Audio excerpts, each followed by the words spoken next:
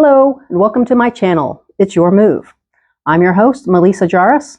I work for White Glove Realty, and I'm here to just give you a little tidbits of information about real estate, buying and selling, all the things you need to do along the way. What are some good design ideas? What does the market look like? And some things about Galveston, Texas. That's where I live, and that's where I do most of my work. So let's get started. The first series is going to talk about preparing your house to be sold. So the first thing you got to do, hey, get your house ready to sell. Am I right? I mean, selling your house can be very chaotic and very stressful. So let's think about getting the house ready before you do anything else. Most home buyers are looking for a home that doesn't have a lot of major issues, maybe not a lot to do because let's face it, they're moving in and they're having to unpack and get settled in and figure all their stuff out. They don't want to have to deal with issues or painting or any kind of projects or anything. So first thing we got to do is take care of the known deficiencies before the buyer comes in, before the appraiser comes in. You know they're going to have to hire more than likely an inspector, and the inspector is going to come and they might end up finding other problems. So why not take care of the known deficiencies first, and then you'll be ahead of the game. The best way you can do this is to do a walkthrough of your house. Maybe you'll start at the front door like the buyer would.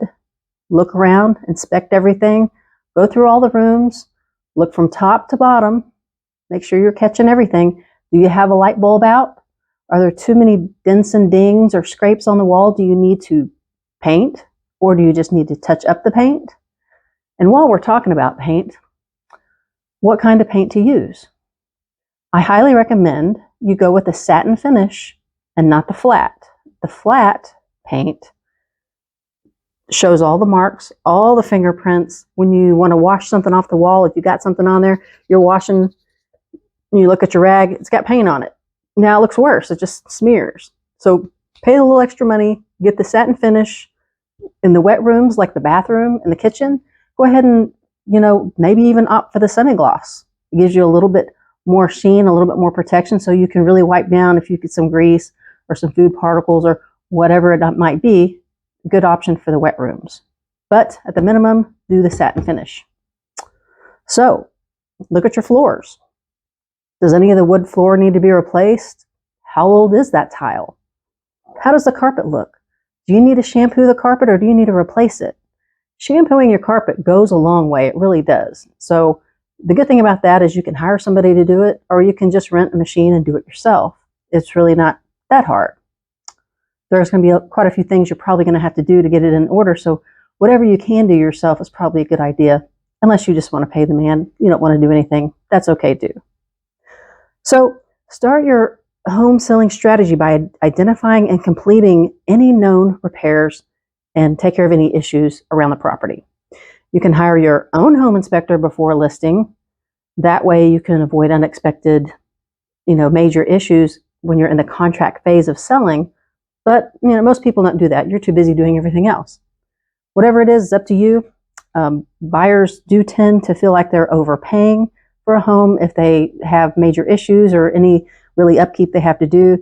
You'll typically net the most money on your home by addressing all of the issues before you find the right buyer, before they even step foot in your house, okay?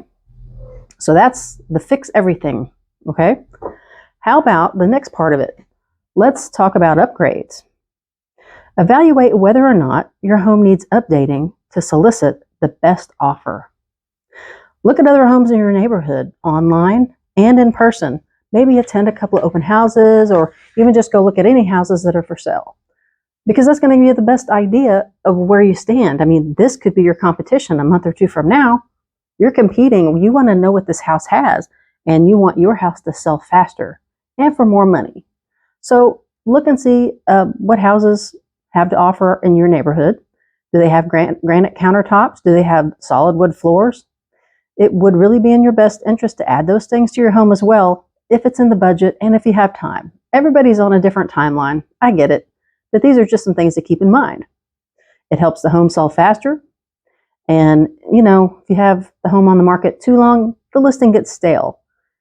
So doing these things makes your home competitive and appealing. So that can be a smart investment. But for best results, meet with your realtor to get advice on which upgrades have the greatest impact. Not all upgrades are created equal. The goal really is to make your home look new again. Take the wear and tear out of it. This usually involves refreshing the paint, shampooing the carpets, or replacing. Maybe you need to touch up the baseboards or spruce up and add landscaping outside. Have it professionally cleaned. Have it professionally cleaned. We clean, we tidy up, we do the best we can. But the truth of the matter is, only about 10% of us keep our homes as clean as it needs to be for the showings, for what's the caliber of clean that the buyer is going to expect. So cleaned and detailed homes usually sell faster and they're more appealing. Now, you're going to want to take the you out of your home. That's right. That doesn't mean you have to sleep outside, but take the you, the personal stuff, out. Buyers often emotionally attach to a home that they really like, but they can't do that if all of your personal things are in every room.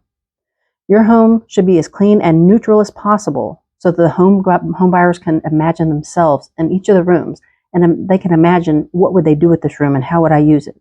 Okay? One way to do this is declutter. Get your personal things, put them away. The other thing you can do is have a professional stager come in. I mean, you can stage yourself if you know some things about staging, but hire a professional stager. It could be worth your money.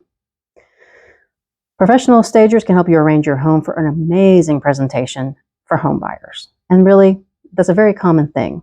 Staging is becoming more and more common, and some of the homes that you're competing with are probably going to be staged. So keep that in mind as well. So now we know what we need to do to start getting the home ready to sell. Get everything fixed. Check all the upgrades. Do you need to paint? What do you need to declutter, depersonalize, and what do you need to stage? Get that ready, and we'll talk next time about the next section. See you next time, and remember, it's your move.